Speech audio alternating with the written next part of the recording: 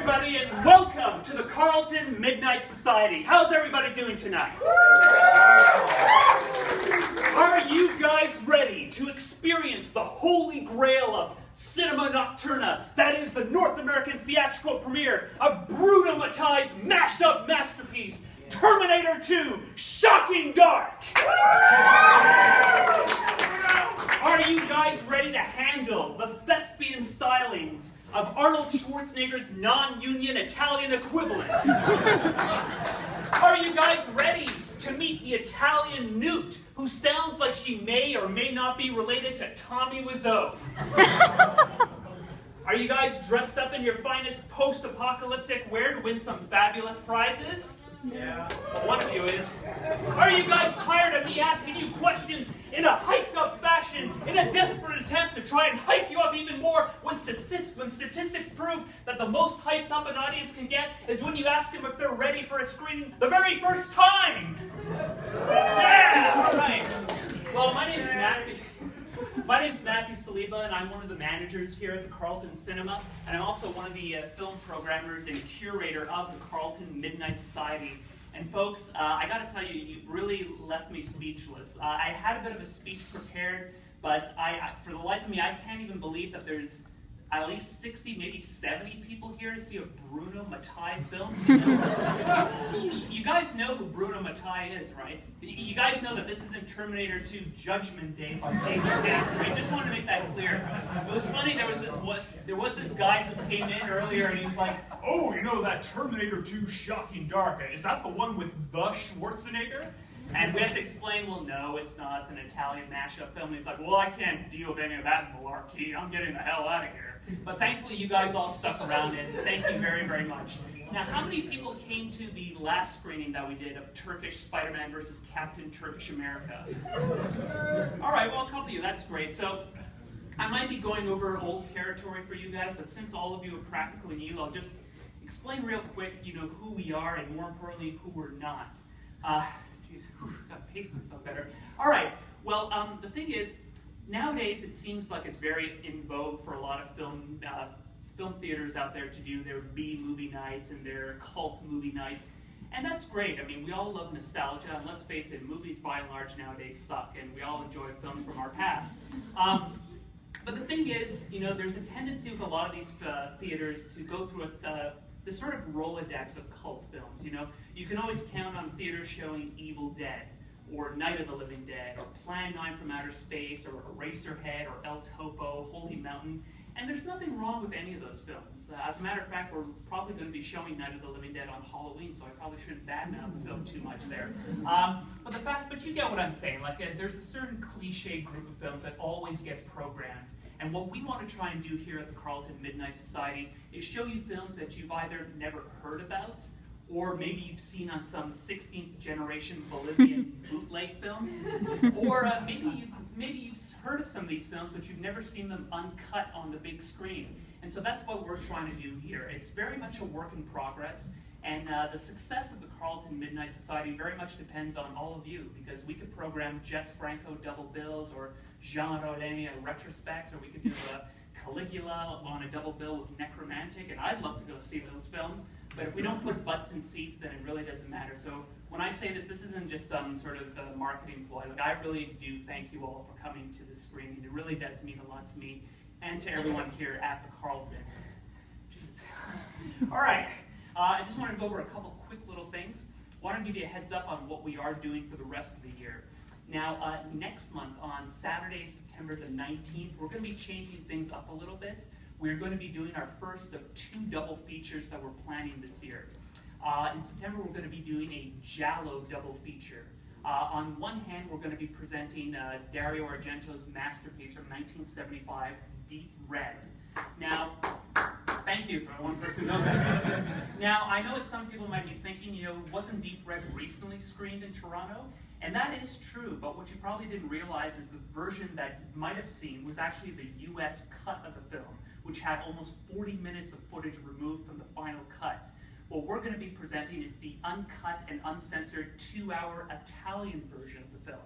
And that's really the only way to see that film, so we're really happy to be doing that. And then on the other end of that double bill, we're going to be showing a contemporary giallo by the Canadian filmmaking outfit Astron 6. We're going to be showing The Editor. Some of you might have seen their other film that they made called Manborg. So we're really looking forward to that. We're still ironing out a couple of details, but there will likely be a cast and crew Q&A to go along with that. So this will be Saturday, September the 19th. And also do note that the time is going to be a little different. As much as I'd love to program both those films at 11, if we did that, we'd all be out of here by 4 in the morning. So Deep Red will be presented at 7 p.m. and The Editor will be presented at 9:30 p.m. Then in October, on Saturday, October the 24th, we're doing another double feature, and this is something that I'm really, really excited about, and I'm so happy that we got a chance to do this. Some of you might not realize, but all our rooms are equipped to project films digitally.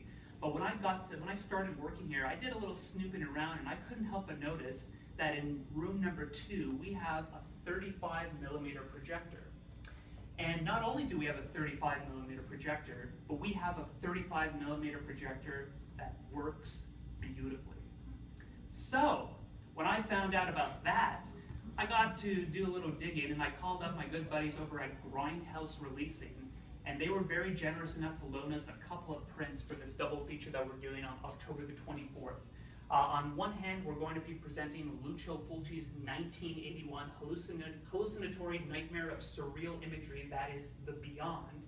And on the other half, we're going to be showing a Spanish slasher film from 1982 called Pieces, a.k.a. the greatest film ever committed to celluloid.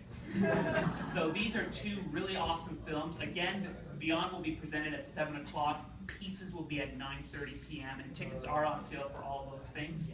On November the 21st, we were going to screen Necromantic. But as you can probably imagine, with a film like Necromantic, we ran into a couple of problems with that movie, namely the fact that it's actually banned in the province of Ontario. And an interesting side note about that, in addition to Necromantic, apparently the unrated cut of Day of the Dead is also banned in the province of Ontario. So there goes our plans to do a triple feature of George Romero, unless you want to do the PG-13 cut. So unfortunately, Necromantic is out, but we are in the process of finding another film. We have sort of set our sights on this one classic film from 1983. As you can probably imagine, due to the, well, let's say the dubious nature of some of the films that we show, it's rather difficult to sometimes track down the rights. But if we do get everything all settled, I think you're really going to enjoy this particular film. The only thing I'll say about the main character in this movie is that, well, he's the man. Let that settle in for those of you who might have seen that film. He also likes to fly on a hang glider that's actually a dead bat type creature. So maybe some of you might. Yes, someone got that. But that is what we're going to say. So I mean, if we do get that, I think everyone will forget that we ever wanted to screen Necromantic. And then finally, on December the 16th, we're going to be showing. This we have locked down, and you can definitely get tickets, and I would highly advise that you do, because they are kind of selling pretty quickly. We're going to be showing Turkish Star Wars. So for those of you who might not be able to get into the actual Star Wars film, feel free to come down to Carlton and watch Turkish Star Wars, because for all intents and purposes, it'll probably be better. So that's pretty much that. Now, the only other thing I wanted to do, this is something we did at the last screening, and I think it's really important when we do show obscure films like this, is to give you about a bit of a historical background on the film that you're about to watch. Now, when you watch this film tonight, it may be very hard for you to believe, but once upon a time, Italy truly was a force to be reckoned with in the world of cinema. From around 1959 to about 1985, Italy truly dominated every facet of genre cinema, whether it was horror, thriller, sci-fi, fantasy, action, crime, westerns, erotica, porn. Italy truly was the shit.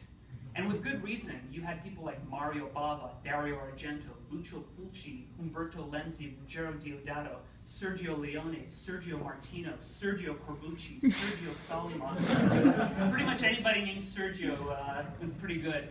And a lot of these guys, particularly Mario Bava, is generally regarded as being the godfather of cinema as we know it today. His experimental use of sound and music and cinematography really laid the foundation for a lot of the filmmakers whose works we admire today, including David Lynch, Tim Burton and Martin Scorsese. How many people here like that film Alien by Ridley Scott? Woo! Yeah. Me too, one of my all-time favorites. But guess what? I liked it better the first time when it was released in 1965, and it was called Planet of the Vampires by Mario Bava. So go ahead and watch that film, and then watch Alien and tell me if, you know, it reminds you of something. How many people here like slasher films? You know? Contrary to what some critics will have you believe, Bob Clark did not invent the slasher film with Black Christmas. That was, once again, Mario Bava with his film Bay of Blood, a.k.a. Twitch of the Death Nerve. So anyway, the point is, Italians really did rule the world of cinema. And one of the main reasons why they did that is that they were showing American audiences the kinds of things that they weren't getting from their own films, whether it was graphic depictions of sex and violence, whether it was basically a lot of experimental uses in cinematography and editing. But personally, my own personal opinion is that what they did was that they took horror out of the realm of the fantastic and into the realm of reality. Because you have to remember, up until the 40s and 50s, the kinds of horror films that people were watching were either universal horror movies, or they were watching a lot of these sci-fi films with giant dinosaurs and Godzilla. And as terrifying as those films could apparently be to some audiences, you have to remember that people often took solace in the fact that as scary as Godzilla or King Kong could be, Godzilla or King Kong isn't likely to come out and actually start terrorizing the world. We'll leave the US for that. But so the thing with the Italian films is that they, instead of King Kong or Dracula or Frankenstein's monster chasing you, you had a guy wearing leather gloves, brandishing a big butcher knife, and stalking women in their homes. Now that is very real, and that could very well happen. And so that's why these filmmakers really capitalized on people's genuine fears, and I really think that's why these films became as great as they are. Now, at some point towards the end of the 70s and going into the 80s, American filmmakers finally started realizing what makes people tick, and they started doing the same thing themselves. And arguably, they were probably doing it a little better than the Italians because they had the budgets to do so, and they had better actors and access to better resources. So at this point, Italians really just gave up any sort of pretense of creating any genuine works of art, and they basically started copying the Americans flat out. Now, depending on who you ask, this either symbolized the beginning of the end of the Italian film industry or the beginning of an era of a lot of really fun films. And I happen to fall into that latter category. And heading the forefront of this fun period was the dynamic filmmaking duo of Bruno Mattei and Claudio Fragasso. Now, some of you might be familiar with Claudio Fragasso, especially if you've seen a little film called Troll 2. He was the co-writer and director of that film. Now, he collaborated with Bruno Mattei on a lot of the films that they did together. He would often write while Bruno would direct. And actually, Claudio Fragasso did, in fact, write the film that you're about to watch tonight. So they collaborated. Now, Bruno Mattei, what can be said about this guy? He is the epitome of an acquired taste. There's a buddy of mine in Boston who runs a podcast called Cinesludge, and his name is David Zuzello. And this is for you, Davey. And David Zuzello was the one who really hooked me on to Bruno Mattei. And it took me a while to kind of get it, understand where he's coming from and see what his style is. And he does have a style, if these things can be measured as such. But his basic signature is that he is the king of the mashups. And he's done films like Robo War, which is a mashup of RoboCop and Predator.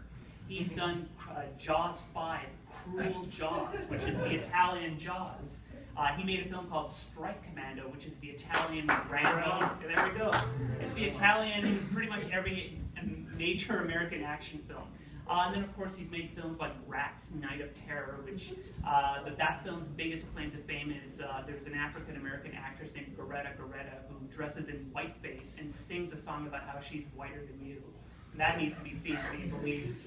And then, of course, his masterpiece is Hell of the Living Dead, which not only incorporates the plot of Dawn of the Dead, but steals the music from that film. And now, sandwiched between all of this is Terminator 2 Shocking Dark. Now, I don't know what else I can really say about this film. It's basically Aliens combined with Terminator. And I'm not kidding. It's one thing to rip off a film. It's another thing to literally take beat for beat and call it your own. And I think you guys are going to have a lot of fun with this film. And the fact that you're all here, and if you guys really do enjoy the film, please let us know, because there's plenty more where this came from. There's a lot of things that we could do with this. So that's pretty much that. Now, we did have a post-apocalyptic costume contest here where we were encouraging people to come